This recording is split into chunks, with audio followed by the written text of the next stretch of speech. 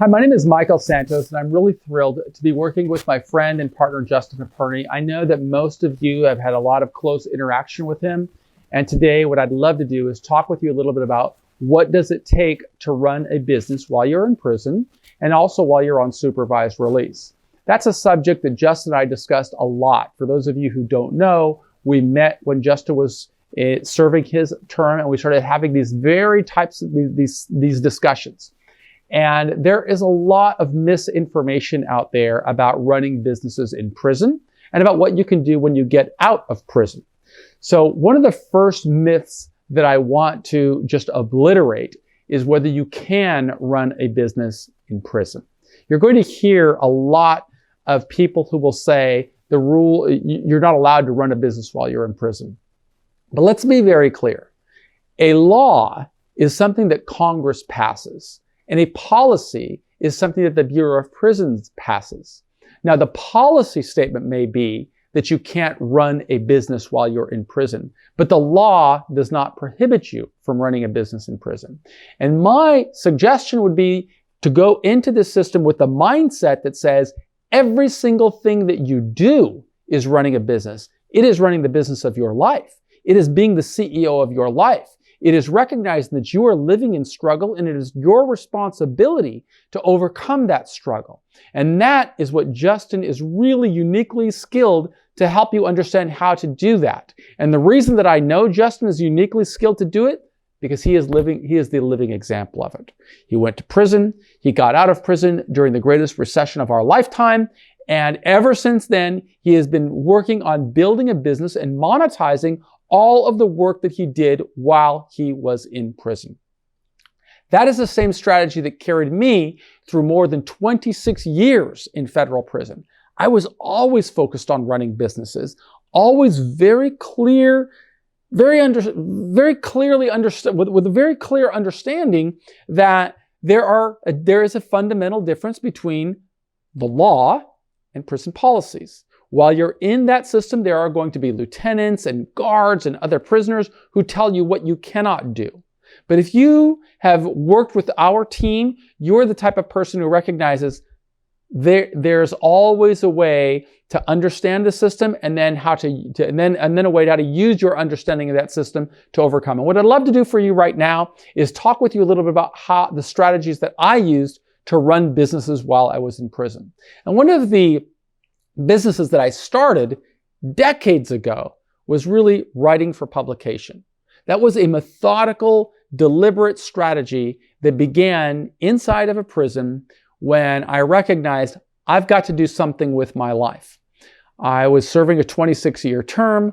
I spent the first 10 years of that term really working to educate myself. The middle portion of that term working on investing in the stock market or focusing on trying to, what was I doing that? It was just the stock market. And then when the stock market imploded in 1999, 2000, the dot-com bubble burst, I had to reinvent myself. And I did so by publishing. Now, what I had been doing before that was writing chapters and articles and so on for information that people could use to educate people on the criminal justice system. And I wrote a number of articles and then chapters, and then one of my mentors suggested, why don't you write a book for yourself? That was a little bit different because a book was absolutely going to generate revenues, number one. Number two, writing a book wasn't something that I could hide, particularly if it was successful, because people would be paying for that book. And this is an era before you could really self-publish books on the internet. I'm talking about the year 2000, before that really became popular. So the only way for me to publish a book would be to work with a traditional publisher, a publishing house, and that those books would be available for people who bought in bookstores. So what I did to start that process is I went to my case manager and I asked her, do you have any problems with me writing a book? And of course, her first response was, well, you can't run a business while you're in prison. The reality is that I'm not running a business. I was going to write a book. If you understand the policy statements, you will know that there is a specific policy that states the Bureau of Prisons encourages people to write manuscripts. And that's what I would do. I would write a manuscript. So I told her, I'm going to write a manuscript. That's not the same thing as publishing a book. And she said, well, if the book is being sold for money, you're running a business. And I said, let's test that theory and see what I can do before I start writing this book. So the next step for me to do was to hire counsel and to get what's called a letter of opinion from the General Counsel of the Bureau of Prisons, telling them, I want to write for publication consistent with the policy, and I know that these books are going to be sold. Do you have a problem with that?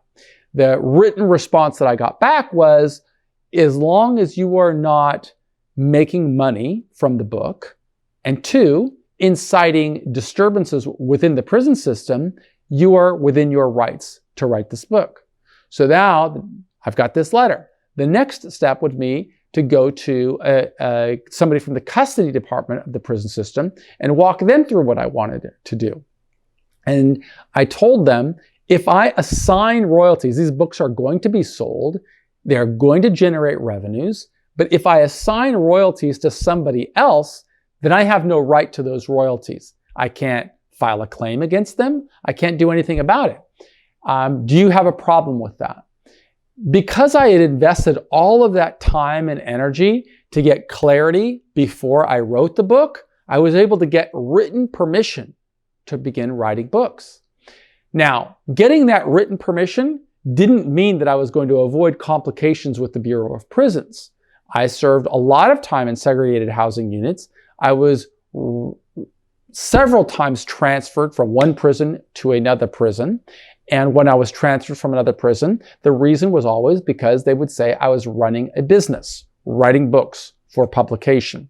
Fortunately, I had all of that back story, that back documentation to overcome those challenges.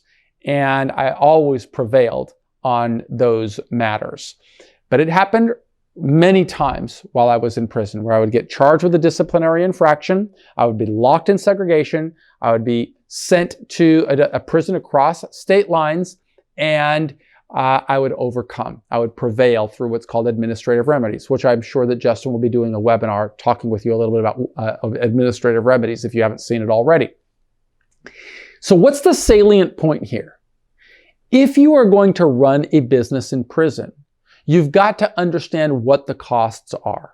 In my case, I was serving 26 years, and I was very proud of the things that I was doing in prison, the goals that I was achieving, the ways that I was interacting with society and generating revenues and building a business, even from prison. It was worth it for me to pay that price of having to potentially go to the whole segregated housing unit or potentially being transferred. The question that I have for you is it worth it for you?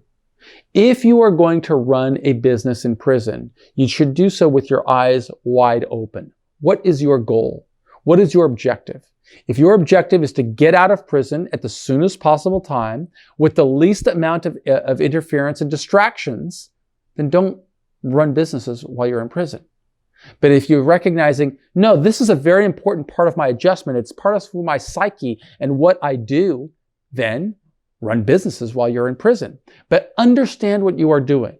Understand the costs, understand the opportunities. Understand that there is a difference between a policy and a law. You're certainly within your rights to run businesses. But think it through and say, are there strategies and steps that I can take to minimize my exposure to problems? I couldn't do that as an author because my name was on the books. And my books were sold in universities across the country.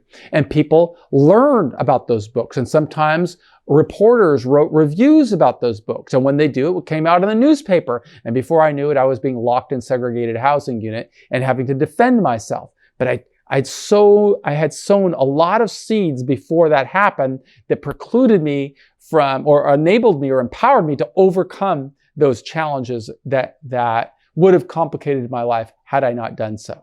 What do I mean by complicating my life?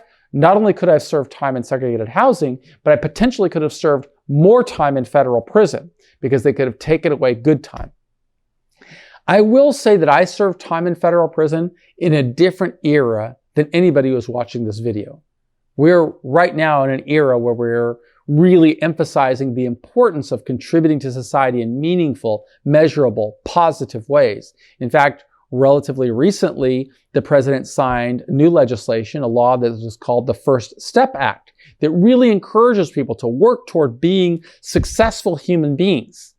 My guidance and advice is that if you are going to run businesses, understand that there are absolute risks that you have to understand, and you have to go into these risks willingly with your mindset saying, if they take me to the hole, it's worth it.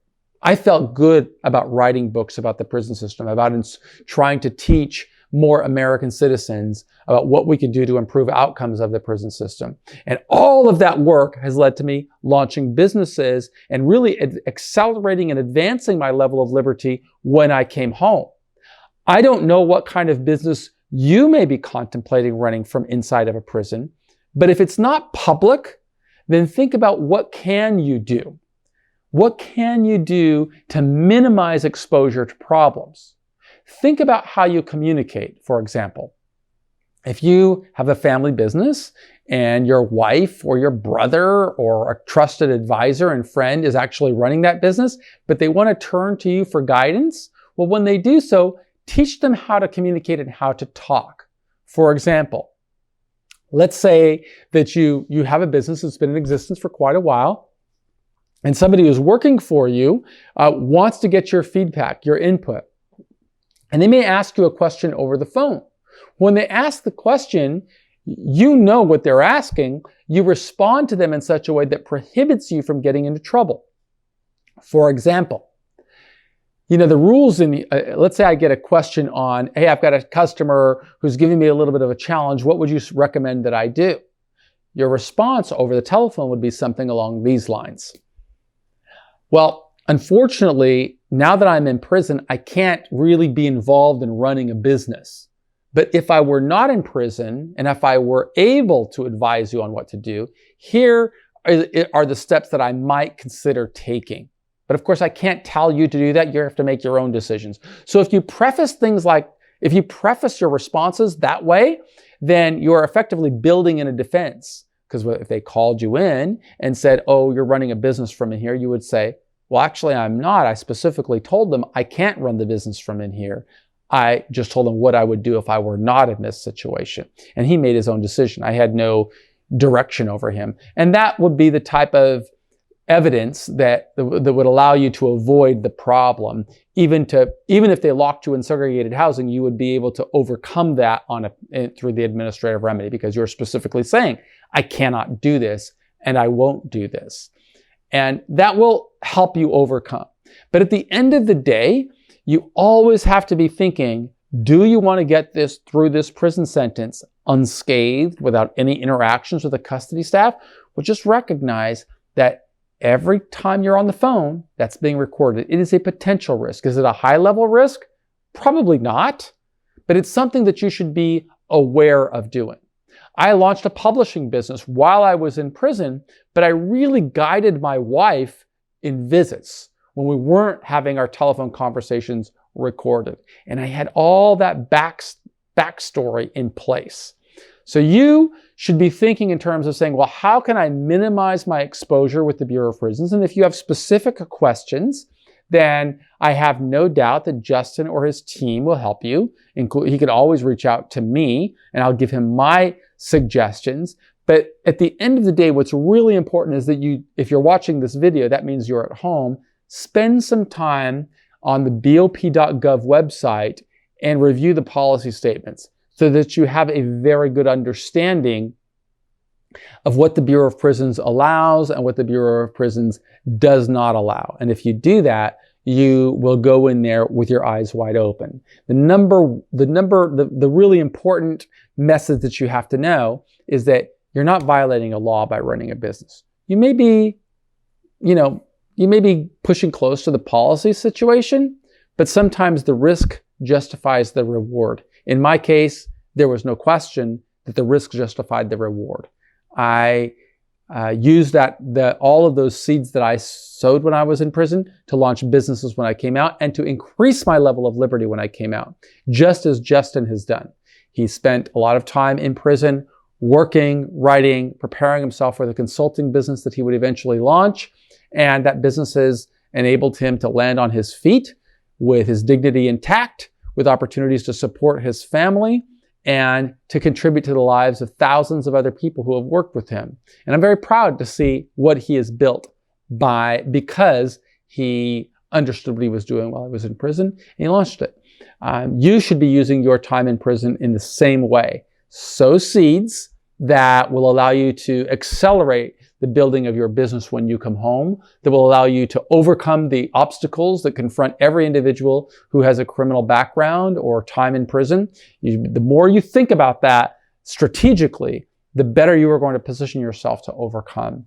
And I think I've expired my time here right now, but I hope that you have found some value in that message. If not, then I blame Justin. Thank you.